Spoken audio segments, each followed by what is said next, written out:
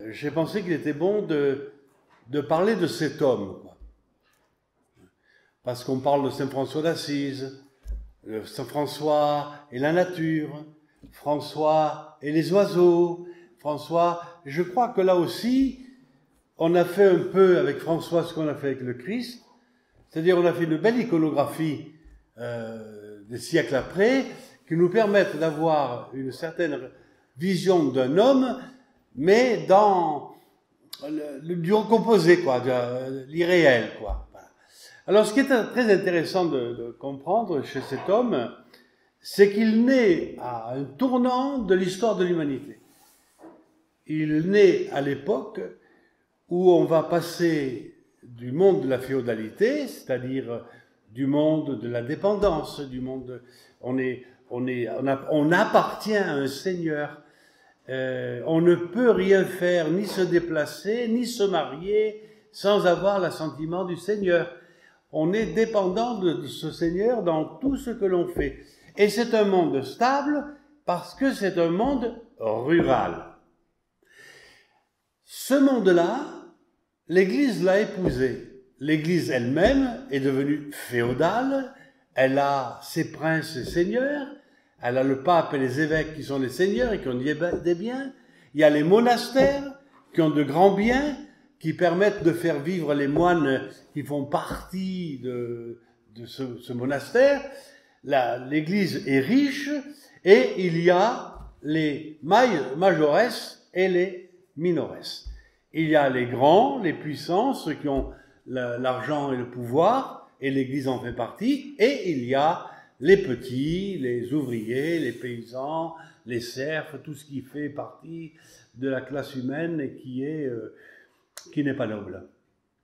Donc on se trouve à un grand tournant de l'histoire, et c'est vrai que François, qui naît en 1182 à Assise, va très vite se trouver dans un contexte de soulèvement, d'affranchissement, de liberté, de désir de liberté, de désir de mouvement. Il est né dans une famille riche. François a son père qui est un commerçant, un négociant en drap, et c'est une classe très montante à l'époque de sa naissance. Son père est d'ailleurs propriétaire d'énormes biens dans Assise et ses alentours, hein. C'est donc un riche négociant et quelqu'un qui est très regardé parce qu'il est riche. François naît dans un milieu familial aisé. Alors lui, il est doté d'une nature excellente. C'est un garçon qui par nature aime les gens. Il aime les gens, il est très soucieux de la relation, très habile dans ses relations. Comme il est dans le commerce d'ailleurs, il est très habile, il vend bien, il a beaucoup d'argent, et le fait qu'il ait beaucoup d'argent, il fait beaucoup la fête, et son père ne lui reproche pas trop de dépenser l'argent de la famille tant qu'il fait la fête et tant qu'il rapporte beaucoup d'argent à la maison. François a 16 ans lorsqu'il va y avoir une révolte d'Assise et qui va monter contre le château fort d'Assise, qui est la Rocamayor, qui est encore un château, pour ce qu'il en reste, très important, très important. Et il va, à l'âge de 16 ans, avec les corps légionnaires d'Assise, il va démonter cette citadelle, et de ces murs, de ces pierres, on va en faire l'enceinte d'Assise. C'est-à-dire que la ville va être ensuite protégée de toutes les agressions possibles, et puis surtout qu'ils ont un ennemi juré qui est sur l'autre colline en pâle, qui est Pérouse. Donc, ils sont toujours en bisbille. Pérouse est une ville très puissante aussi, et donc il y a une rivalité, j'allais dire naturelle, entre Assise et Pérouse. François est dans ce contexte-là. Comme le disait Macéo, un des frères, frère Macéo, il dit, mais pourquoi tout le monde court-il après toi? Tu n'es ni beau, ni savant, ni noble. Alors pourquoi? Eh bien, c'est simplement parce que François, avec une aura naturelle, il avait cet ascendant sur les gens, par son dynamisme, sa joie de vivre, ce goût de vivre, et François goûtait aux choses de la nature, il goûtait à la vie qu'il avait. Et alors, du fait de cette facilité familiale, il régalait tout le monde, et on l'a même surnommé le roi de la jeunesse dorée d'Assise. Et François va user de cette situation, et même François avait des ambitions, quoi. Il aimait être le premier. C'est lui d'ailleurs qui entraînait tout le monde, et après avoir bien bu et bien mangé, qui passait dans les rues d'Assise. Imaginez-vous quand tout le monde dormait pour faire la java, faire les couillons et faire le bruit dans la ville, quoi. Donc, je fais un parallèle entre la fin du XIIe et début du XIIIe à notre fin du XXe et XXIe siècle. Nous sommes dans une situation aujourd'hui qui change complètement, même si nous ne nous en rendons pas toujours compte, mais on s'en rend compte par les médias, par certains trucs. Nous sommes passés d'un monde de pays à un monde plus collectif. On essaie de faire l'Europe parce que on se défendra mieux, et on voit bien qu'on est rentré dans un monde global.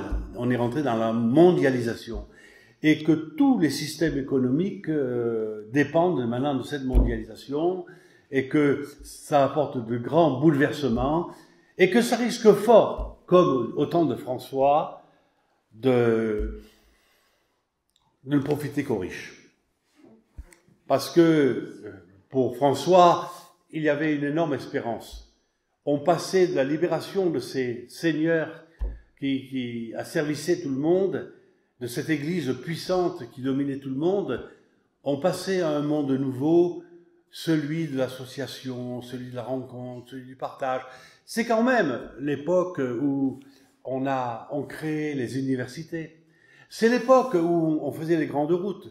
Il faut savoir que Assise se situe sur la route qui vient de France à Rome, donc une route commerciale extrêmement importante, et qui va faire que ce commerce dans ce coin-là va se développer puissamment. Mais on s'aperçoit aussi, chemin faisant, que ce qu'on pensait qui allait être une source d'espérance pour tous les petits, pour les minores, qui allait devenir un avantage pour tous, un peu comme on pourrait le croire de la mondialisation, on s'est aperçu que, eh bien, le pouvoir a changé de main.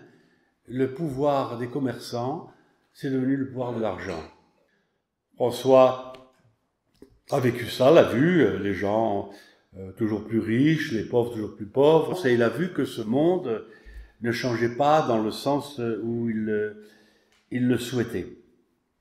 Mais François avait des ambitions.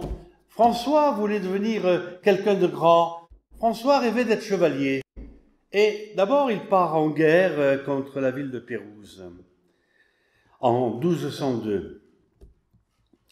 Et là, il est fait prisonnier, et pendant 1 an, il va être enfermé à la prison de Pérouse. Et là, il va avoir le temps de réfléchir et de s'apercevoir que toutes les choses ne sont pas forcément liées à la monnaie, et puis qu'on a d'autres valeurs. Il commence à être bousculé. Et François va de nouveau avoir ce désir de devenir chevalier. Et il va partir avec un soldat de renom.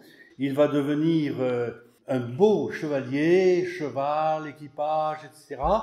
Et il va se trouver nez à nez avec ce chevalier, très simplement vêtu, j'allais dire, il n'a rien de rutilant, il n'a rien de... Et il se rend compte que c'est pas tout d'avoir l'apparence. Que le vrai chevalier, il s'aperçoit que le vrai chevalier, c'est pas lui. Il s'aperçoit que c'est cet homme de rien, qui semble à rien, qui est chevalier. Alors qu'est-ce qu'il fait? Il va descendre de son cheval, il va enlever son enarchement et il va le changer avec celui du chevalier. Il va s'habiller de cette armure de misère parce qu'il restitue à celui qui est le vrai chevalier le vêtement qui lui conviendrait. On commence à voir dans François quelqu'un qui change de mentalité. Mais François, en partant sur Spolète, entend une voix qui lui dit « François, rentre à Assise ». Et François va rentrer à Assise. Alors vous voyez un peu la honte à Assise.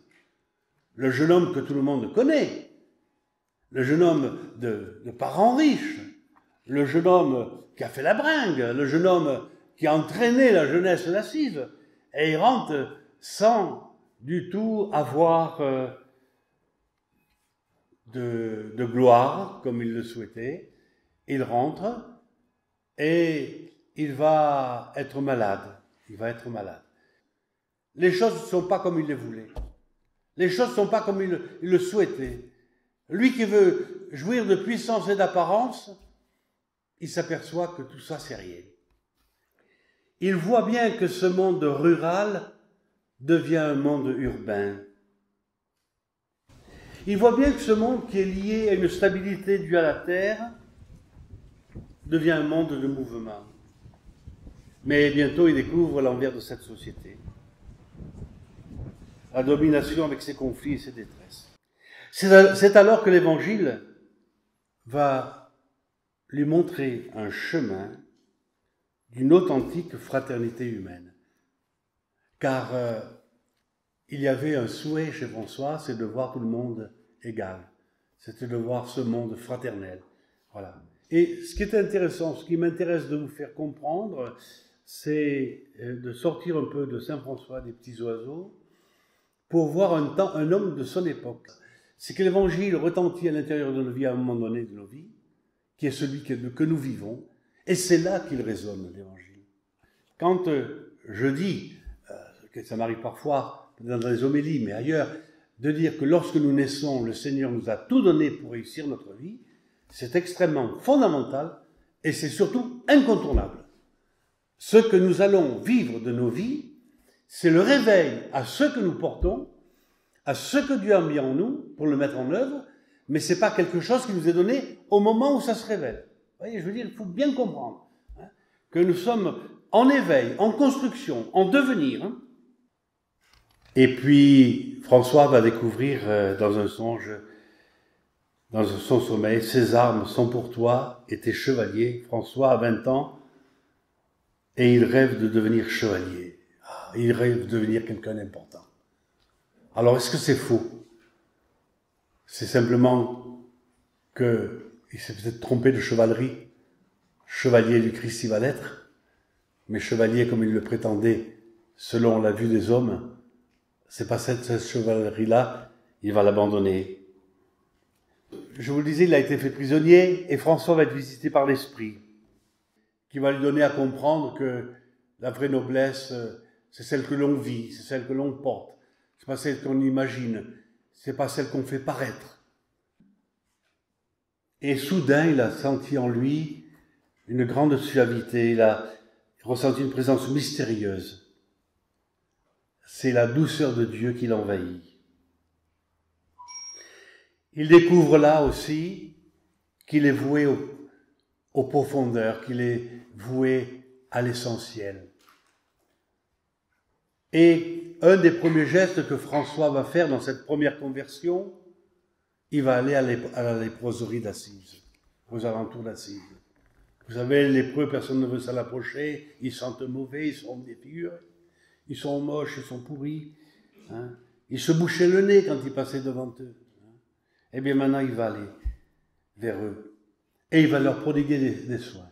C'est la première conversion que fait François après cette expérience du chevalier.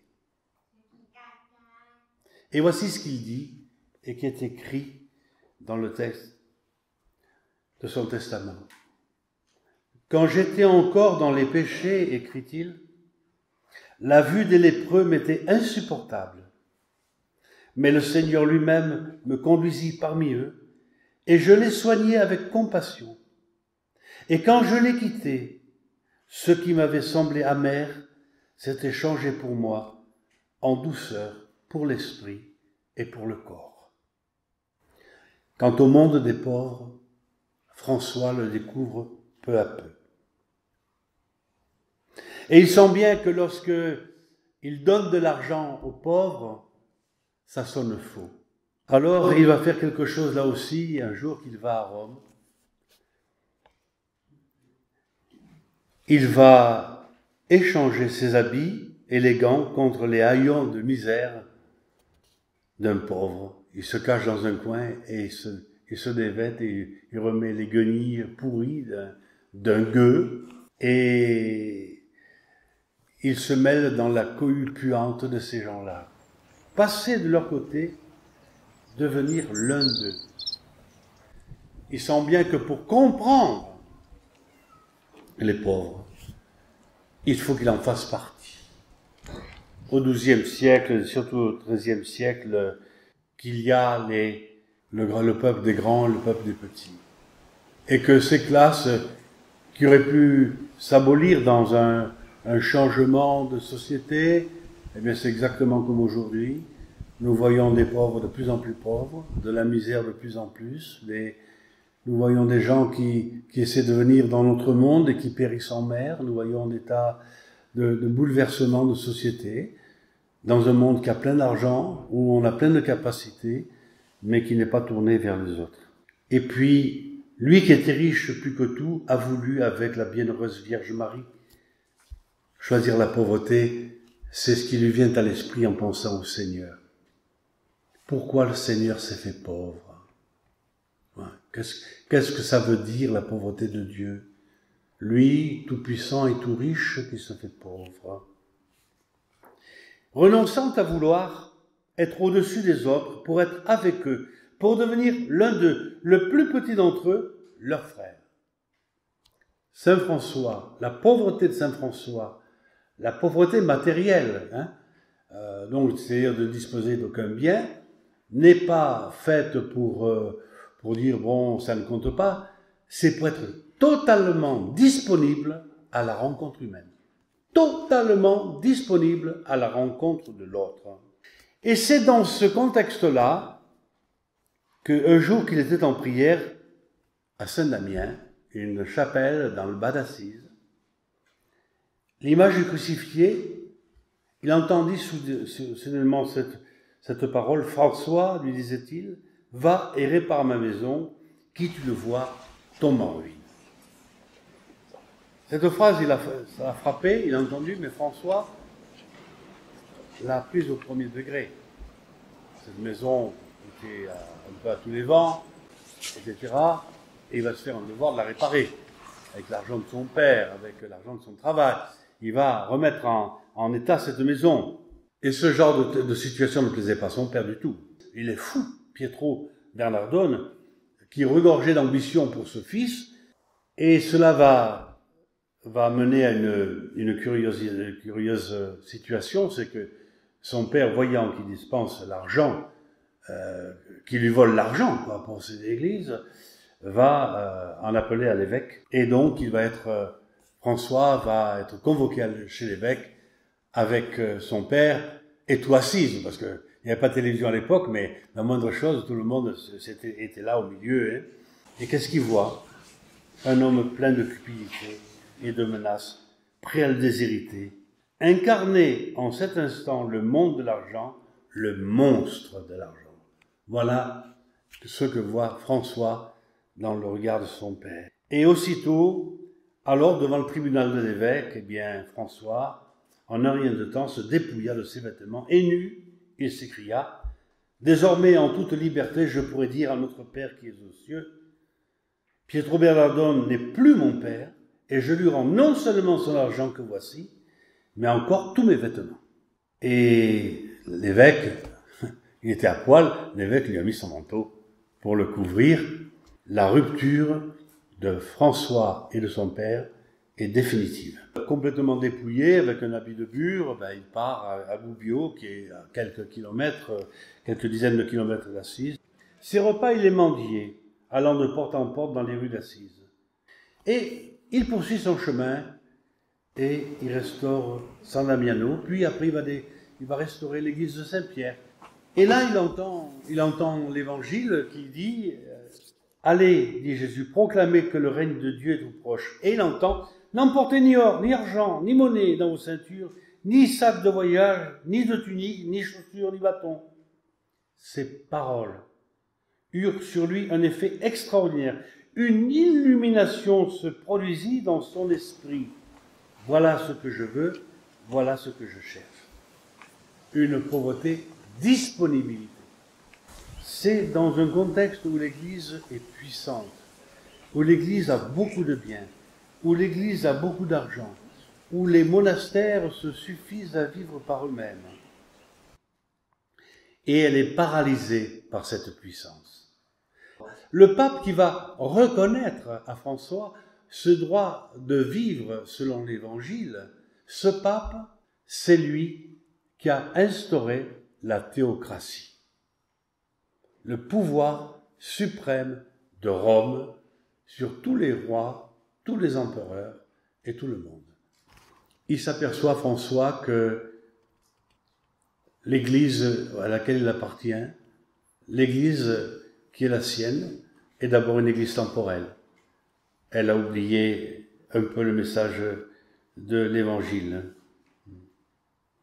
C'est aussi l'époque des hérésies. Mais l'Église est aussi incapable de comprendre le monde qui vient, le monde qui est en train de naître, ce monde qui naît, qui apparaît, ces communes qui de plus en plus se précisent. C'est quand même l'époque où naissent les universités. Il y a vraiment un changement de société, un énorme changement. Et le monde des marchands qui bouge de plus en plus, qui se déplace de plus en plus, on fait des routes, fait que les communications intercommunes deviennent très grandes, très importantes. Et les moines, ceux qui vont suivre Saint François, parce que c'est pas les moines, mais qui vont suivre Saint François, sont pas faits pour aller dans les campagnes. Ils sont faits pour aller dans les bourgs. Ils sont faits pour rejoindre cette nouvelle société, cette société naissante. C'est sûr que le monde qui est en train de naître, c'est un monde en mouvement par rapport à cette Église qui est figée, quoi. Mais je crois que c'est ça la grande question.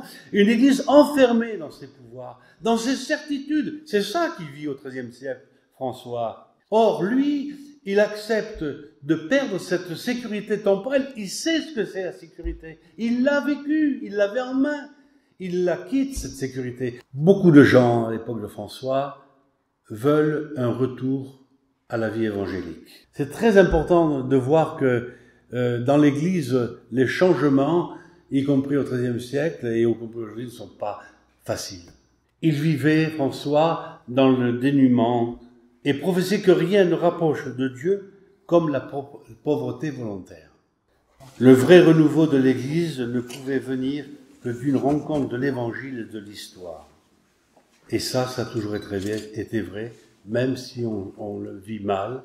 Aujourd'hui encore, ce qui fera le changement dans l'Église, ce qui fera la transformation de l'Église, c'est la rencontre de l'Évangile et de l'histoire.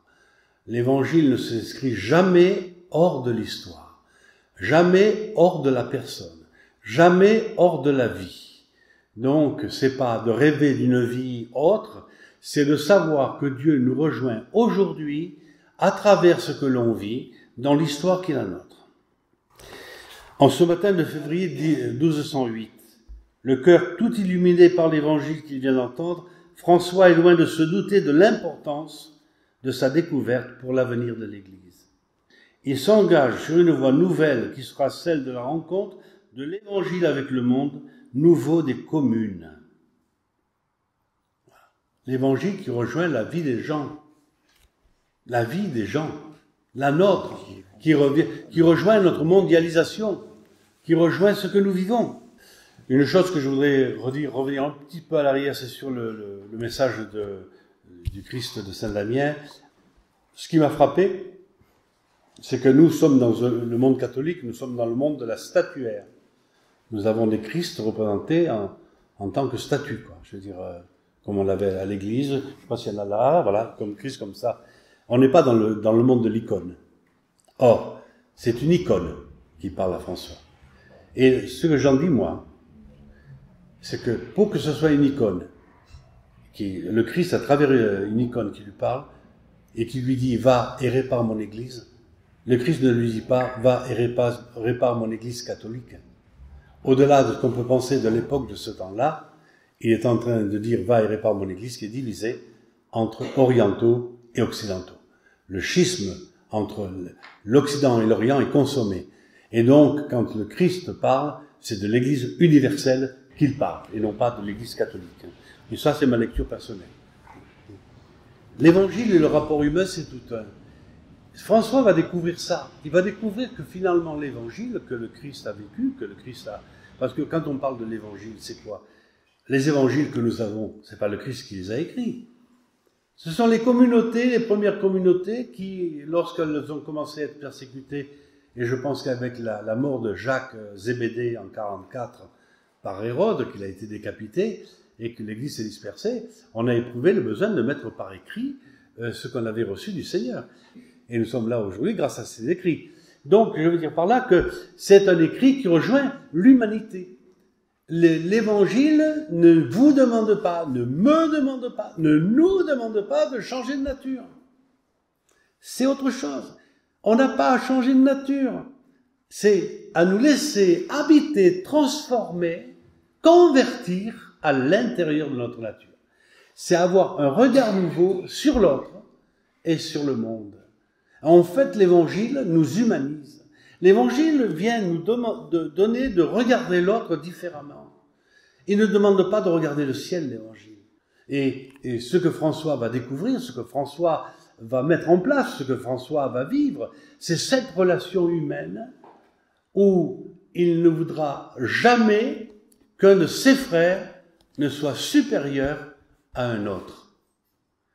Il veut qu'ils soient des minores, des mineurs, des petits frères, c'est-à-dire toujours au service de la charité, de l'humanité, et, j'allais dire, presque en soumission aux plus humbles. François va se mettre tout de suite au service de la paix. La paix qui construit la vie, la paix du Christ. Dieu, en son Fils, a voulu avoir affaire avec les pécheurs, les exclus, les réprouvés. Il s'est mis en quête de ceux qui étaient perdus. Il s'est approché des plus éloignés. Il s'est fait leur ami et il a mangé avec eux en signe de réconciliation. Voilà le cœur de la bonne nouvelle. Donc on sent bien que chez François, chez cet homme d'Assise, il y a une prise de conscience que le cœur de l'humanité, c'est l'homme. Et que tout le reste doit servir à ça. Les biens, la connaissance, l'instruction, au service de l'homme. Et non pas pour se servir.